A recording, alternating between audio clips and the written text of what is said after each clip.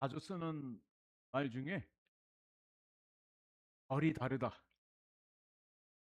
차원이 다르다, 또 격이 다르다, 레벨이 다르다, 수준이 다르다, 클래스가 다르다. 뭐 이런 얘기 참 많이 하죠.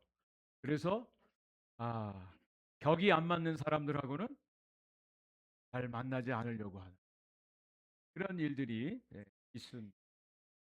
어떤 면에서 보면 참 이기적이고 교만한 생각이라 생각이. 원래부터 격이 안 맞는 사람은 없습니다. 원래부터 클래스가 다른 사람은 없습니다. 모든 사람들은 다 주님 안에서 같은 하나님의 피조물이죠. 그런데 오늘 말씀해 보니까요, 우리가 경험하는 기쁨에도 차원이 다르다라고 하는 말씀이 나옵니다.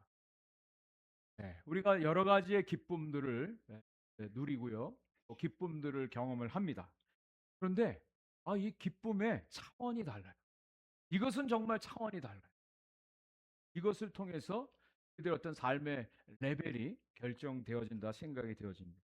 이 기쁨이라고 하는 단어는 무언가로 인해서 우리가 기분이 좋아지고 어떤 만족함을 느끼게 되는 감정 또는 경험이라고 정의를 내릴 수가 있습니다. 그래서 즐거움 또는 행복, 쾌락이라고 하는 단어하고 같은 뜻을 가지고 있죠. 이 쾌락이라고 하는 말은 우리가 생각할 때는 좀 육체적인 쾌락을 생각하기 때문에 부정적인 의미로 생각도 되는데, 원래는 쾌락이라고 하는 단어도 그렇게 부정적인 뜻만을 가지고 있지 않습니다. 심지어는 기독교 쾌락주의라고 하는 말도 있습니다. 존 파이퍼 목사님이 기독교 쾌락주의, 크리스찬 헤더니즘에서 하나님 안에서 참된 만족을 얻을 때, 만족함을 누릴 때 하나님이 가장 기뻐하시고 하나님이 영광 받으신다. 이것이 기독교 쾌락주의의 내용입니다. 이 기쁨이라고 하는 것은 우리들의 어떤 삶의 가치관이나 세계관이나 또 우리들의 어떤 삶의 방향을 결정해주는 동력의 역할을 합니다. 그리고 이 기쁨을 얻는 것은 상당히 다양합니다. 다양한 경험을 통해서 기쁨을 얻게 돼요. 그래서 예를 들면 1차원적인 오감에 의한 기쁨이 있습니다. 이것은 자연적 기쁨이라고 말씀드렸어요. 맛있는 음식을 먹는다든지 어떤 성적인 욕구를 또 추구한다든지, 그리고 어떤 아름다운 광경을 눈으로 본다든지 그때 기쁨이 있습니다. 그리고 두 번째로는 감정적이고 이성적인 기쁨이 있습니다. 이것은 도덕적인 기쁨이라고 할 수 있어요. 어떤 우리가 음악을 감상한다든지 또 영화를 감상한다든지 또 스포츠 경기를 보면서 얻는 그런 기쁨, 그리고 책을 읽을 때 알지 못했던 것을 얻게 되는 지적인 아, 그 획득을 통해서 기쁨을 얻게 됩니다. 그리고 세 번째 기쁨은 관계적 기쁨이 있습니다. 관계로 인한 기쁨, 부모와 자녀와의 관계, 또 부부와의 관계, 그리고 형제 자매의 관계, 친구와의 관계, 이런 관계들을 통해서 얻는 기쁨이 있습니다. 그냥 자녀들을 바라보면 부모님들이 그냥 좋잖아요. 기쁨이 있잖아요. 감사가 있잖아요. 그리고 네 번째로 기쁨은 절대적 기쁨이 있습니다. 이것은 하나님과의 관계 속에서 얻는 기쁨이라고 말할 수가 있습니다. 이 기쁨에 대해서 많은 학자들이 연구를 했습니다. 제레미 벤담이라고 하는 분은 쾌락의 계산법을 만들어냈어요. 쾌락의 계산법. 그래서 기쁨은 플러스 요인, 또 고통은 마이너스 요인. 이것을 플러스 마이너스를 다 계산해내서 얼마나 기쁜가. 그래서 이 사람이 주장한 것은 양적 공리주의, quantitative 또 utilitarianism 해서 양적 공리주의를 주장했습니다. 또 반대로 이 기쁨에는 질이 다르다. 높은 차원의 쾌락이 있고 또 낮은 차원의 기쁨이 있다. 그래서 이 스튜어트 밀이라고 하는 영국 사회학자가 질적 공리주의를 이야기를 했습니다. 낮은 차원의 쾌락 기쁨은 동물들이 얻는 기쁨들을 말합니다. 먹고 배부르면 자고 하는 이런 낮은 차원의 쾌락이 있고, 높은 수준의 쾌락은 어떤 우리 이성의 작용을 통해서 예수를 감상한다든지 어떤 지적인 추구를 통해서 얻는 기쁨, 쾌락, 이것을 질적 복리주의라고 그렇게 주장을 했습니다. 자, 오늘 말씀에 보면 사도 바울이 기쁨에 대한 이야기를 합니다. 지난주에 우리 빌립보서를 시작하면서 빌립보서는 두 중요한 단어가 축을 이룬다고 말씀드렸죠. 무엇과 무엇이죠? 네? 지난주 말씀? 네?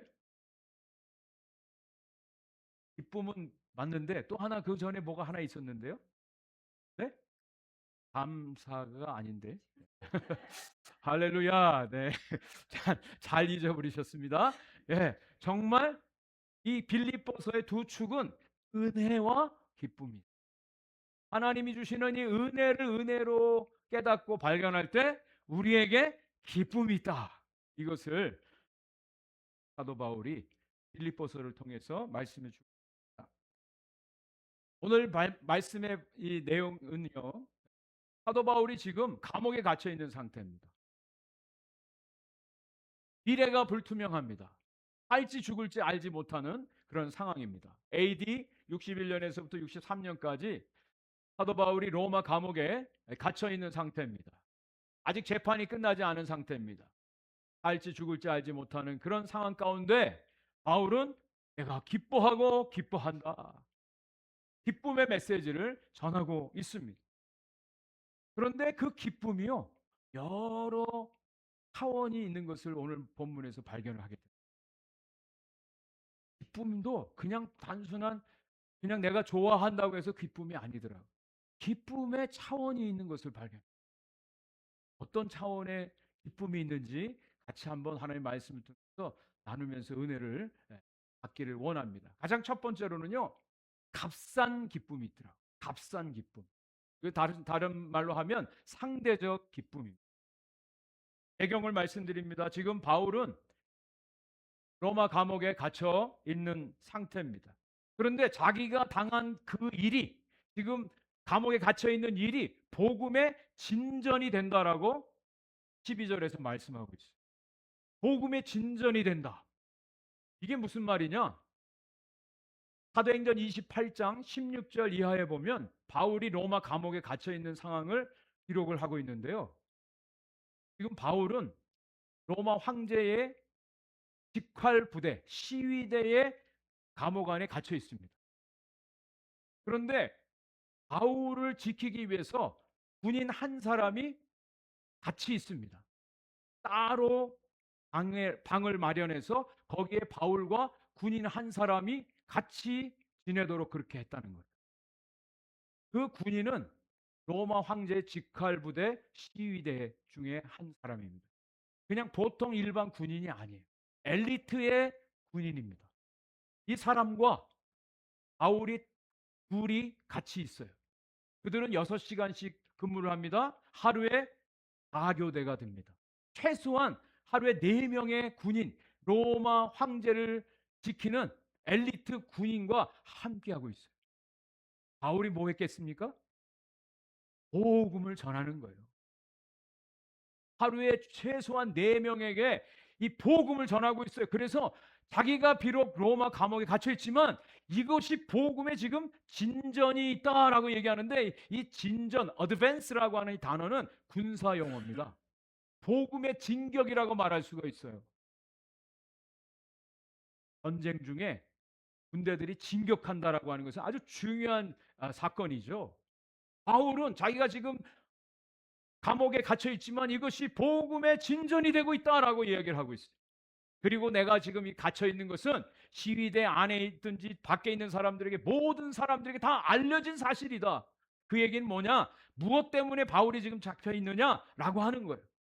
그것은 바울이 로마 황제가 주가 아니라, 왕이 아니라 나에게는 오직 주는 한 분 예수 그리스도밖에 없습니다. 이 복음을 전했기 때문에 지금 로마 감옥에 갇혀 있는, 로마 황제를 부인하고 오직 예수 그리스도만이 나의 진정한 주인이시요 왕이시라고 하는 것을 증거하기 때문에 지금 갇혀 있다는 거예요. 그 바울이 고발당하고 지금 잡혀 있는 그 내용도, 이유도 분명하게 모든 사람이 다 알고 있다라고 하는 겁니다.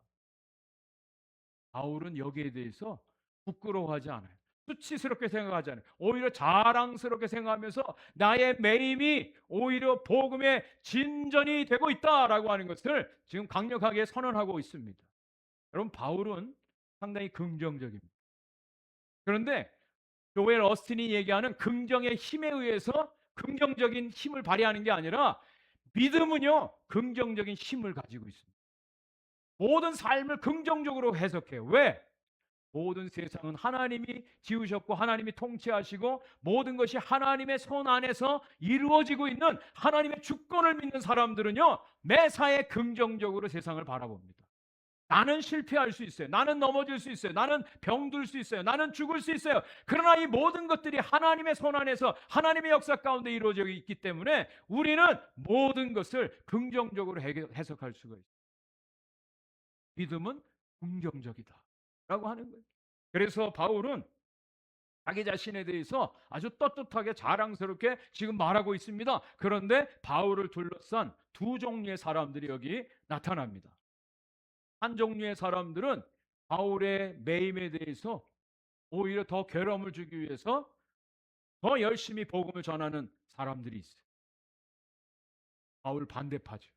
그리고 또 한 부류의 사람들은 바울이 지금 복음 때문에 갇혀 있기 때문에 우리도 바울을 사랑하는 마음으로 더 열심히 복음을 전해야 됩니다라고 해서 더 열심히 복음을 전하는 두 종류의 사람들이 나타납니다. 15절 말씀을 한번 볼까요? 어떤 이들은 투기와 분쟁으로, 어떤 이들은 착한 뜻으로 그리스도를 전파하나니. 예, 투기와 분쟁으로 복음 전하는 사람, 또 착한 뜻으로 그리스도를 전하는 사람들, 두 부류의 사람들이 있다는 거예요. 그 중에 투기와 분쟁으로 하는 사람들은 어떤 사람들이냐? 17절 말씀을 같이 한번 읽어보겠습니다. 시작. 그들은 나의 매임에 괴로움을 더하게 할 줄로 생각하여 순수하지 못하게 다툼으로 그리스도를 전파하느니라. 복음은 전하긴 전하는데 순수하지 못한 마음으로 지금 복음을 전하는 사람. 여기 이 순수하지 못한 마음이라고 하는 것은 고용되어서 다른 어떤 딴 생각을 가지고 복음을 전하는 사람들을 가리켜서 이렇게 말하고 있습니다.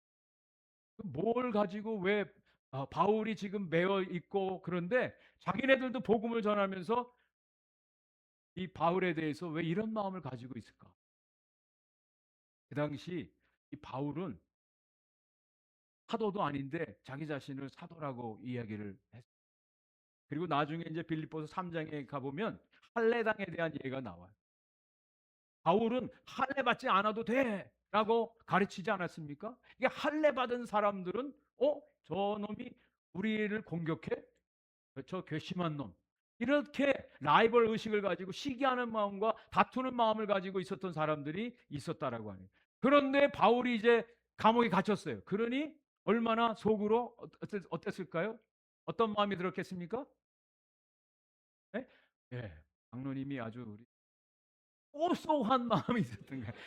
그냥 고소한 마음이 아니라 고소한 마음이 있는 거예요. 여러분 중에 그런 분 있잖아요. 지금 라이벌이 있어요. 항상 같이 라이벌 의식을 가졌는데 저 사람이 지금 안 됐어. 실패했어. 그럼 겉으로는 표현을 못하지만 얼마나 기분이 좋죠? 안 그러신 척 하는데 좋잖아요. 이제는 바울의 시대는 끝나서 우리의 시대가 와서 하고 이들이 더 열심히 복음을 전한다. 무엇을 위해서? 바울에게 괴로움을 주기. 여러분, 이 사람들이 지금 기쁨이 있습니까? 없습니까? 있죠. 라이벌이 지금 제거됐는데 나하고 같이 지금 비즈니스를 산다든지 어떤 라이벌 관계에 있는 사람이 지금 잘 안 돼. 망해가고 있어. 병들었어. 혼자 스스로가 이 기쁜 마음을 갖고. 그게 인간이에요. 이것도 하나의 기쁨이에요, 기쁨. 그런데 이 기쁨, 남의 불행이 곧 나의 행복이다. 이렇게 생각하고 살아가는 사람들, 이 사람들에게도 기쁨이 있는 거예요. 근데 이 기쁨은 아주 일차원적인 기쁨, 값싼 기쁨, 어급한 기쁨이죠. 인간적인 기쁨이죠. 평소에 꼴 보기 싫은 사람이 넘어지고 잘 안 될 때 혼자서 갖는, 세상에서는 이것도 처세술이라고 이야기를 합니다. 이것이 지혜라고 주장을 해요. 그래서 라이벌하고 반드시 싸워서 이겨야 된다. 너만 잘 되면 돼. 너만 행복하면 돼. 세상에서 가르쳐 주는 것이 바로 이러한 원리예요. 이런 기쁨을 추구하고 이런 기쁨을 가지고 살아가는 그런 사람들이 이 세상에 많습니다. 천박한 기쁨, 값싼 기쁨이. 그런데 이런 일들이요, 세상에만 일어나지 않더라. 선교지에서도 선교지에서도 며칠 전에도 이슬람권에서 사역하는 선교사님 부부를 만났어요. 무슬림들을 대상으로 선교하는데 어떤 분들은 코란을 가지고 직접 전도해야 된다라고 주장하는 사람들이 있어요. 또 어떤 부류는 코란에 잘못되어진 부분들을 가지고 공격적으로 복음을 전해야 된다. 그렇게 주장하는 사람들이 있어요. 같이 복음을 전하는데 방법이 달라요. 근데 이분들이 서로 용납하지 않아요. 이해하지 않아요. 서로 싸워요. 그래서 어떤 무슬림이 전도하던 분이 잘못됐을 때 오히려 기뻐하고 자기네들이 승리했다라고 그렇게 말하는 사람들도 있어요. 북한 선교하는 선교사님, 저희들 잘 아는 기도하는 선교사님 계세요. 이분이 북한에 들어가 사역하는데 아주 큰 일을 겪었어요. 뭐냐면 같이 북한 선교하는 다른 선교사가 이분을 고발했어요. 북한 당국에. 그래서 평양에 소환돼 가지고 거기 가서 2박 3일 동안 공산당 간부들 앞에서 사상 검증을 받는 그런 일들을 겪었어요. 누가요? 사역하는 사람.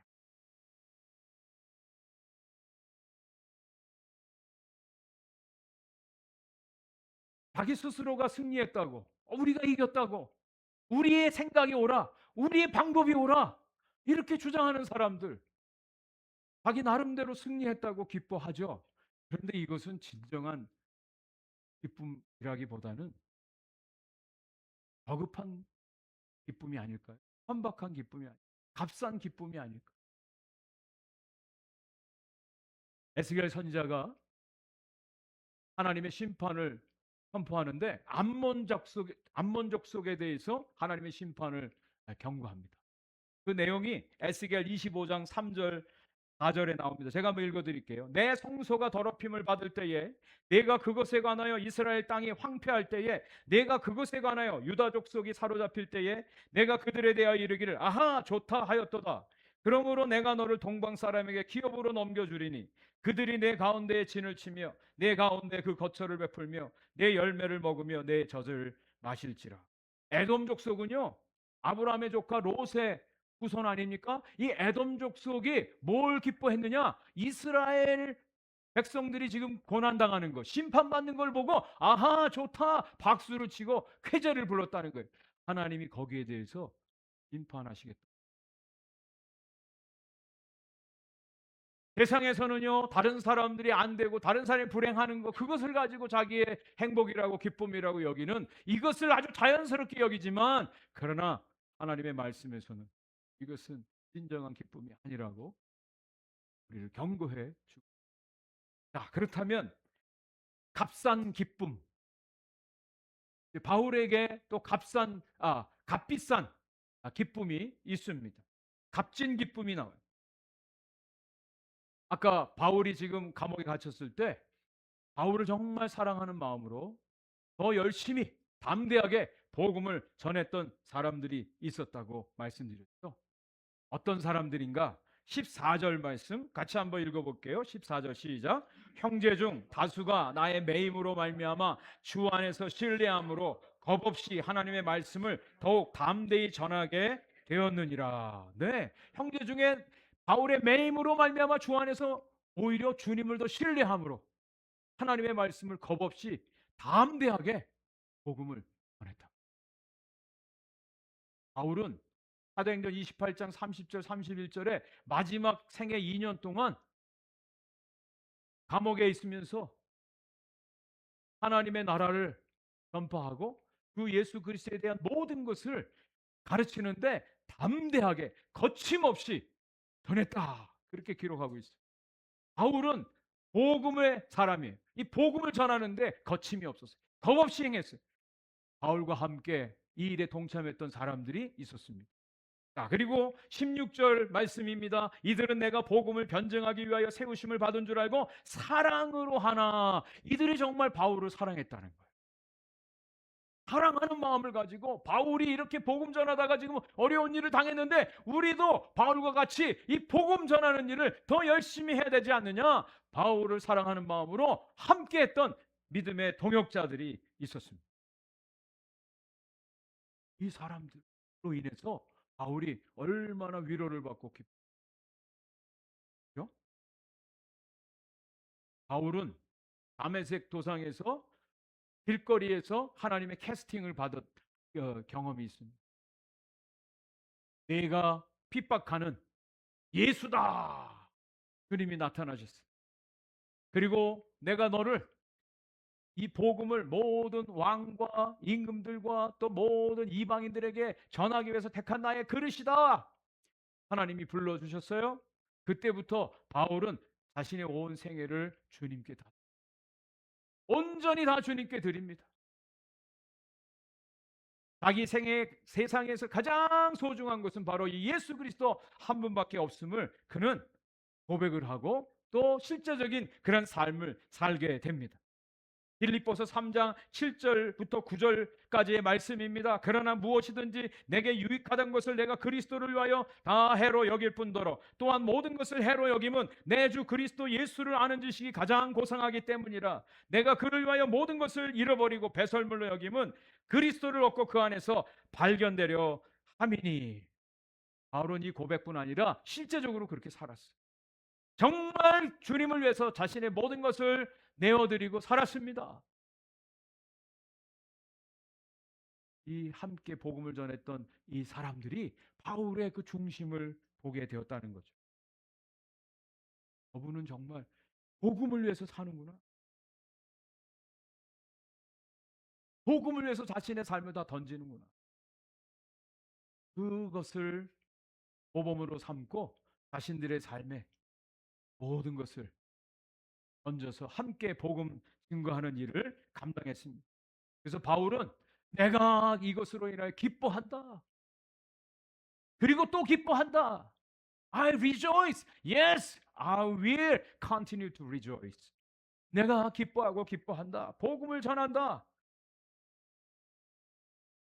이 기쁨에 동참한 그런 아름다운 동역의 모습들이 보여집니다.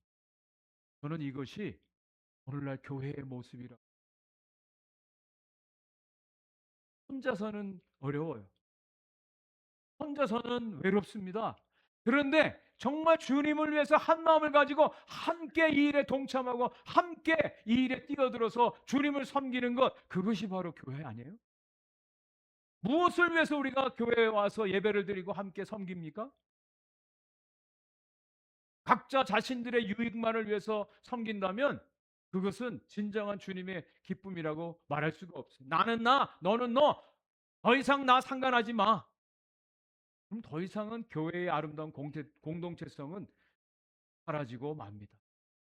진정한 교회는 이 기쁨을 함께하는 사람, 함께 나누는 사람들이에요. 그것이 진정한 교회입니다.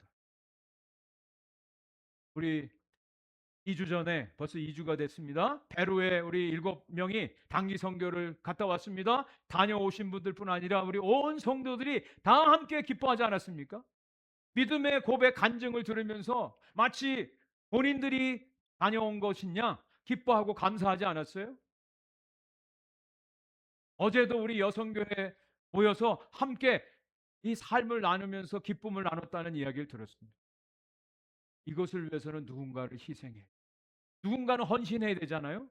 그런데 그것이 힘들다고 생각하지 않고 그걸 기쁨으로 알고 섬길 때 그 기쁨이 전염되어지고 그 기쁨 가운데 우리는 더 아름다운 풍성한 하나님의 기쁨을 누릴 수 있게 되는 것이죠.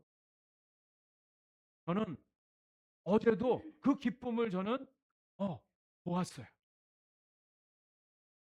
어제가 우리 매달 한 번 있는 예배당 청소하는 날이었습니다. 어제 얼마나 더웠습니까? 그죠? 아침부터 덥더라고요. 땀을 흘렸습니다.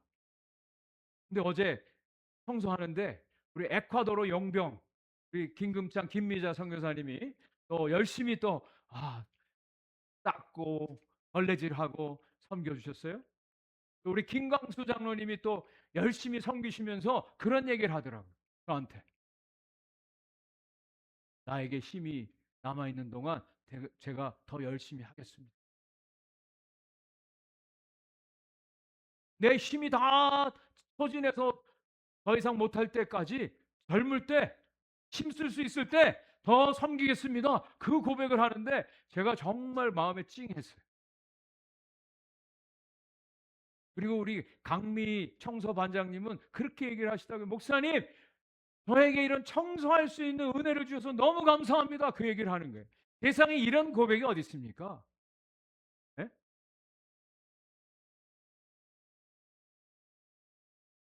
안 해도 누가 뭐라고 얘기 안 해요. 하지 않으면 상관없어요. 그런데 이렇게 섬길 수 있는 이걸 자격이라고 표현하면 좀 이상하지만 이렇게 섬길 수 있는 기회를 주셔서 너무 감사합니다. 그런 고백을 할 때, 야, 이거는 그냥 세상에서 말하는 이런 고백이 아니잖아요. 그죠? 그것이 바로 교회 아닙니까? 우리는 차원이 다른 기쁨을 누리며 살아가는 사람들입니다. 청소를 마치고 다 같이 손 붙들고 기도하는데 정말 감격스러웠어요. 이 기쁨을 경험할 때, 이 기쁨을 우리가 누리면서 살 때, 세상에 어떤 것이 부럽지 않습니다. 차원이 다른 기쁨이에요. 차원이 다른 기쁨. 이 기쁨을 여러분들도 소유하시고 정말 그 기쁨 가운데 감사함으로 하나님을 찬양하고 섬기는 주의 은혜가 넘치기를 주의 이름으로 축복합니다. 자, 오늘 말씀의 결론입니다. 자, 근데 오늘 이 말씀에서 절대적 기쁨에 대한 이야기를 사도 바울이 하고 있어요. 절대적 기쁨이 있다는 거예요.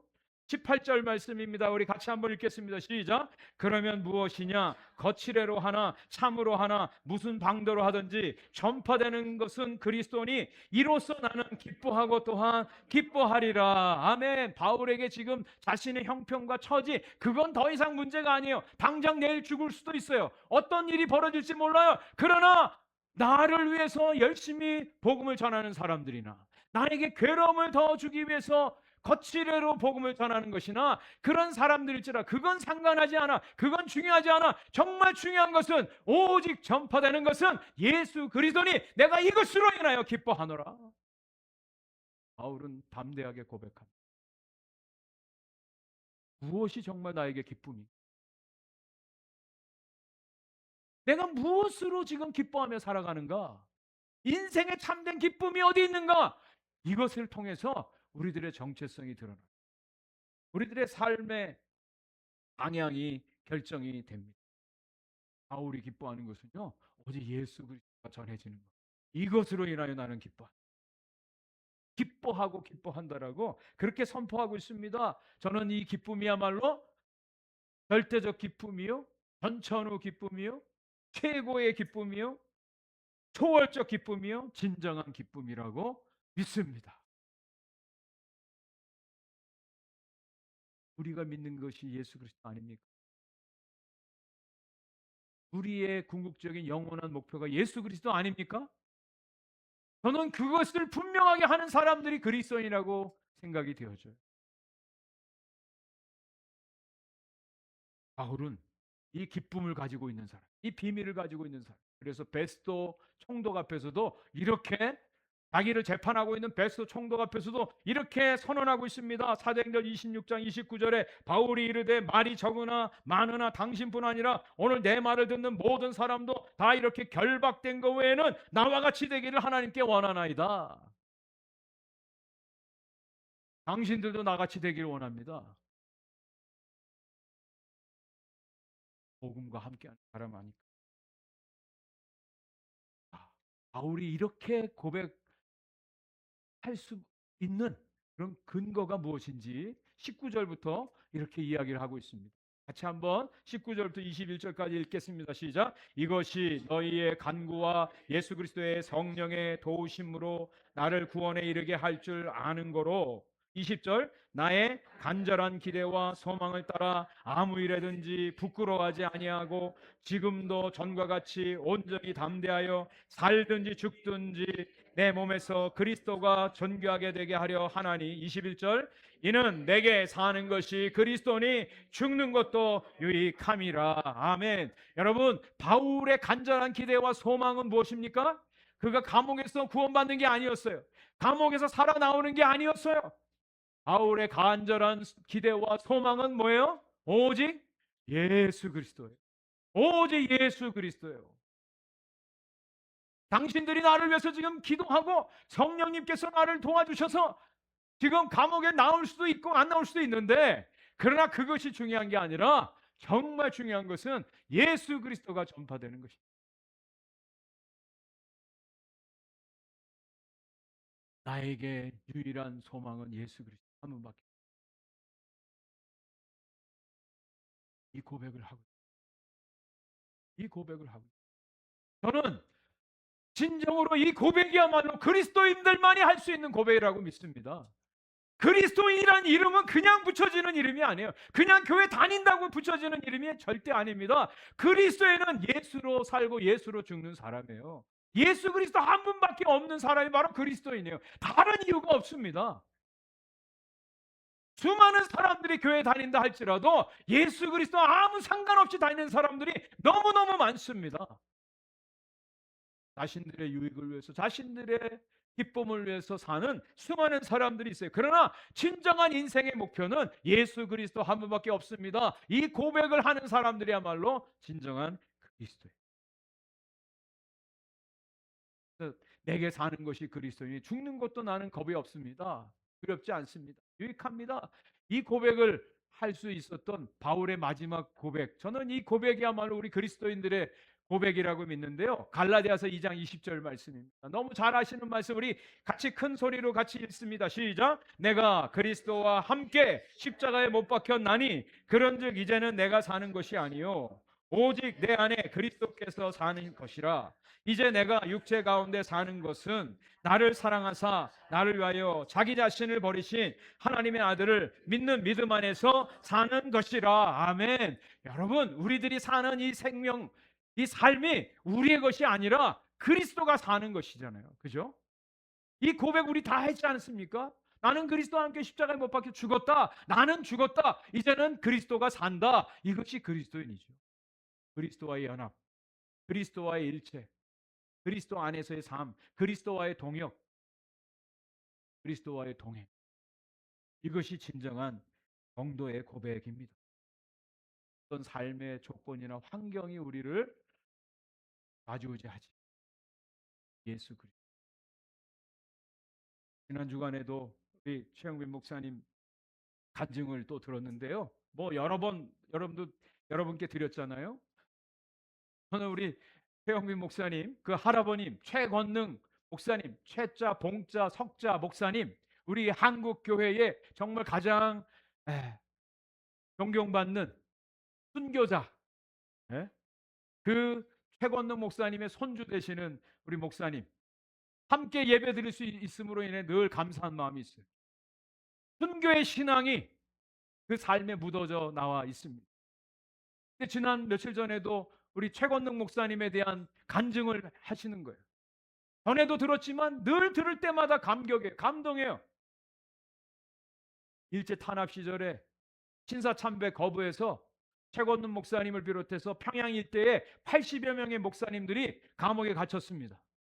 처음엔 한 80여 명 됐대요. 그런데 날마다 날이 갈수록 그 숫자가 줄어들었대요.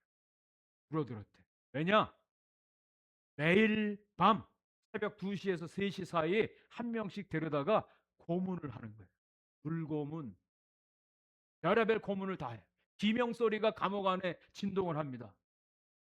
그리고 나면 그 다음 날 신사참배는 이거는 우상 숭배가 아니라 단순한 국민 의례이다.